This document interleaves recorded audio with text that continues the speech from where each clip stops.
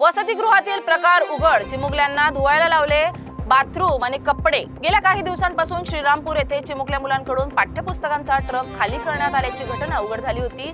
आता अशीच आणखी एक घटना उघड झाली आहे। चक्क वसतिगृहातील लहान मुलांना बाथरूमसह कपडे धुवायला लावल्याचा प्रकार घडलाय। श्रीमंत राजे यशवंतराव होळकर ही योजना बहुजन कल्याण मंत्रालयामार्फत धनगर समाजातील गोरगरीब मुलांना शाळांमध्ये शिकवण्यासाठी राबवली जाते, परंतु आता या योजनेचा गैरफायदा घेऊन कोट्यवधी रुपये कमावले जात आहेत। धक्कादायक म्हणजे बीडच्या शिरूर तालुक्यातील शृंगारवाडी येथील यशवंतराजे होळकर या योजनेखाली बालनंदनवन इंग्लिश स्कूल हंगामी वसतिगृह सुरू आहे। मात्र या वसतिगृहामध्ये चक्क लहान 8 ते 10 वर्षांच्या चिमुकल्यांना हाताने कपडे धुवायला लावणे, बाथरूम साफ करणे असे प्रकार उघडकीस आले असून त्याचा व्हिडिओही समोर आलाय।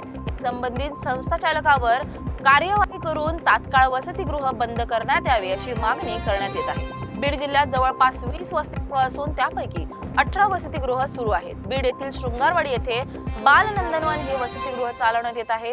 या वसतिगृहात लहान मुलांकडून स्वतःचे कपडे आणि बाथरूम धुवून घेण्यात आल्याचा प्रकार उघड झालाय। या अगोदर देखील हा प्रकार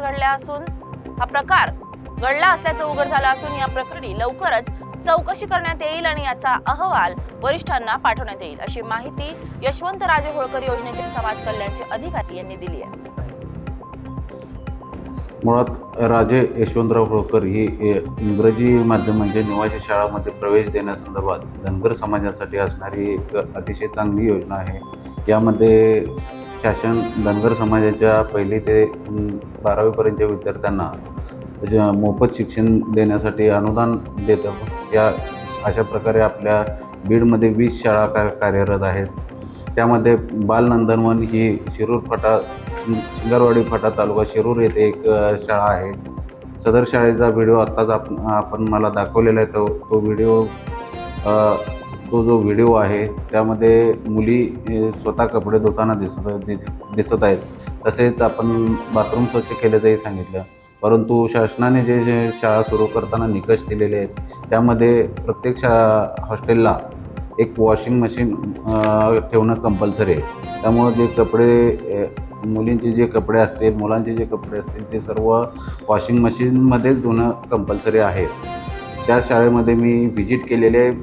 त्या शाळेमध्ये वॉशिंग मशीन उपलब्धसुद्धा आहे आणि ते चालू कंडिशनमध्ये आहे। हे तपासणीसुद्धा मी केलेली आहे, परंतु वॉशिंग मशीन असताना तिथं मुलींना कपडे का धुवायला लावली या संदर्भात मी स्वतः जाऊन तिथं चौकशी करून त्याचा सविस्तर अहवाल शासनाला पाठवतो।